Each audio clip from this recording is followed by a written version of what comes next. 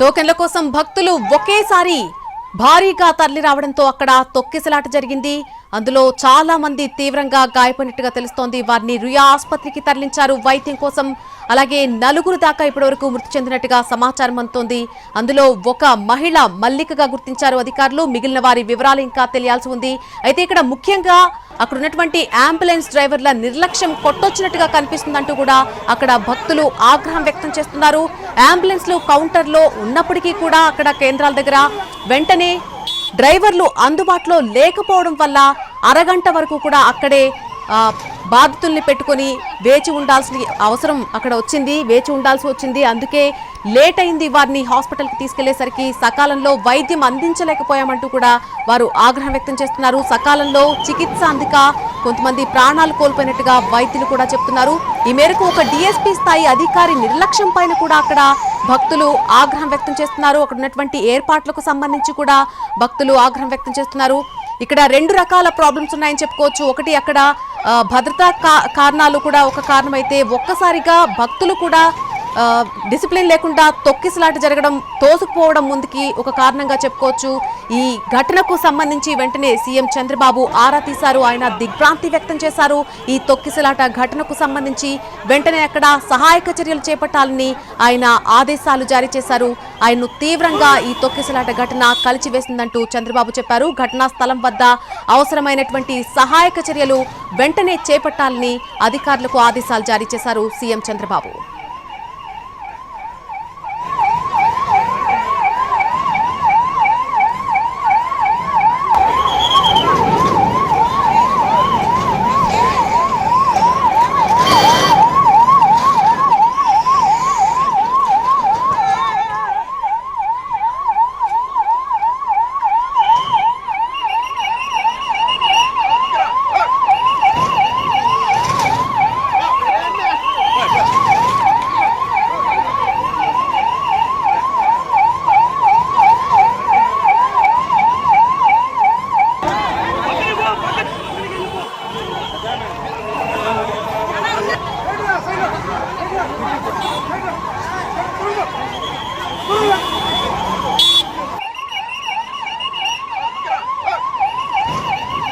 విష్ణు నివాసం దగ్గర జరిగినటువంటి తొక్కిసలాట ఘటనలో మృతుల సంఖ్య 5కు చేరుకున్నట్టుగా మనకు సమాచారం అందుతోంది. ఇంకా తీవ్రంగా గాయపడిన వారిని హాస్పిటల్కు తరలిస్తూనే ఉన్నారు. అక్కడ సహాయక చర్యలు ప్రస్తుతం కొనసాగుతున్నాయి. వైకుంఠ ద్వార దర్శనం టోకెన్ల కోసం ఒక్కసారిగా విష్ణు నివాసం వద్ద భక్తులు పోటెత్తారు. దీంతో అక్కడ తీవ్రమైనటువంటి తొక్కిసలాట జరిగింది. ఈ తొక్కిసలాటలో చాలా మంది తీవ్రంగా గాయపడ్డారు. ఊపిరి అందక చాలా మంది ప్రాణాలు కోల్పోయినటువంటి పరిస్థితి మనకి కనిపిస్తోంది. వెంటనే వారిని హాస్పిటల్కి తరలించడానికి అక్కడ అంబులెన్స్ల కోసం మిగిలిన భక్తులు ఎవరైతే ఉన్నారో వారందరూ కూడా తీవ్రంగా ప్రయత్నం చేశారు. అయితే అక్కడ వెంటనే అంబులెన్స్ డ్రైవర్లు అందుబాటులో లేకపోవడంతో వారు నిర్లక్ష్యం వహించడంతో అక్కడ తీవ్రమైనటువంటి జాప్యం జరిగింది. ఈ లోపు కొంతమంది ప్రాణాలు కోల్పోయారు. సకాలంలో వారికి వైద్యం అందక ప్రాణాలు కోల్పోయినట్టుగా అక్కడ వైద్యులు కూడా చెప్పినటువంటి నేపథ్యం కనిపిస్తోంది. అక్కడ ఉన్నటువంటి బాధితులను తరలించేందుకు దాదాపుగా అరగంట పైన వేచి ఉండాల్సి వచ్చింది అంబులెన్స్ కోసం అంటూ కూడా తీవ్రమైనటువంటి ఆగ్రహం వ్యక్తం చేస్తున్నారు భక్తులు. ఈ మేరకు భక్తుల్ని అడిగితే అక్కడ ప్రాబ్లమ్స్ కూడా చెప్తున్నారు. తీవ్రంగా పోలీసుల నిర్లక్ష్యం కూడా ఇక్కడ కనిపిస్తోంది, పోలీసుల వైఫల్యం కనిపిస్తుంది అంటూ కూడా వారు ఆగ్రహం వ్యక్తం చేసినటువంటి పరిస్థితి మనం చూసాం. ప్రస్తుతం అయితే సహాయక చర్యలు హుటాహుటిన జరుగుతున్నటువంటి పరిస్థితి కనిపిస్తోంది. ఈ ఘటనకు సంబంధించి సీఎం చంద్రబాబు దిగ్భ్రాంతి వ్యక్తం చేశారు. వెంటనే సహాయక చర్యలు కొనసాగాలి అంటూ కూడా ఆయన ఆదేశాలు జారీ చేయడంతో ప్రస్తుతం అక్కడ సహాయక చర్యలు వేగం పుంజుకున్నాయని చెప్పుకోవచ్చు. ప్రస్తుతం సహాయక చర్యలు కొనసాగుతున్నాయి. వెంటనే వారిని హాస్పిటల్కు తరలిస్తున్నారు. అక్కడ గాయపడిన బాధితులందరినీ కూడా హుటాహుటిన హాస్పిటల్కి తరలిస్తున్నటువంటి దృశ్యాలు మనం చూస్తున్నాం. రుయా ఆసుపత్రికి తరలిస్తున్నారు, వారికి వైద్యం అందిస్తున్నారు. అక్కడ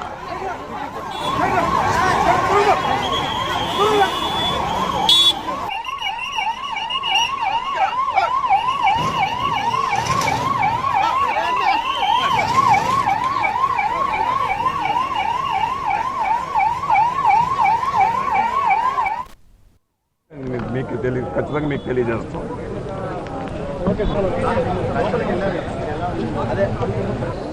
ముందుగా తిరుమల తిరుపతి దేవస్థానాల నుంచి క్షమించమని చెప్పి కోరుకుంటున్నాము. చాలా చాలా చాలా బాధాకరమైన సంఘటన, ఊహించిన సంఘటన.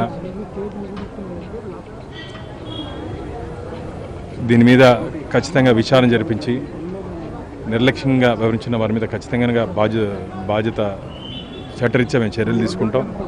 కానీ ఇది పూడ్చలేని లోటు. ఎందుకంటే టీటీడీ చరిత్రలో ఇలాంటి దురదృష్టకర సంఘటన జరగడం మేము జీర్ణించుకోలేకపోతున్నాం. భక్తులందరినీ మళ్ళీ క్షమాపణ అడుగుతున్నాం. ఇది ఎక్కడ జరిగింది పొరపాటు, ఎందువల్ల జరిగింది, ఎవరి నిర్లక్ష్యం వల్ల జరిగిందో ఖచ్చితంగా లోతుగా విచారణ జరిపిస్తాం. ఇప్పుడే ఈఓ గారు, కలెక్టర్ గారితో కూడా మాట్లాడుతున్నాం. అసలు మేము మాట్లాడే పరిస్థితి కూడా లేదు ఈరోజు ఈ పరిస్థితి మీద. కానీ ఖచ్చితంగా ఇది ఎవరెవరు నిర్లక్ష్యంగా ఉన్నారో వాళ్ళ మీద ఖచ్చితంగా మేము గట్టి చర్యలు.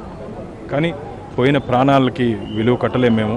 స్వామివారి దర్శనం, వైకుంఠ ఏకాదశి దర్శనానికి వచ్చి ఇలాంటి సంఘటన జరగడం చాలా బాధగా ఉంది. ఒకసారి బాధితులతో కూడా మేము మాట్లాడుతున్నాం.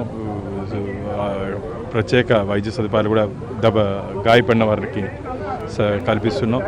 ఇక్కడ రియా హాస్పిటల్లో దాదాపు ఇప్పటికీ నలుగురు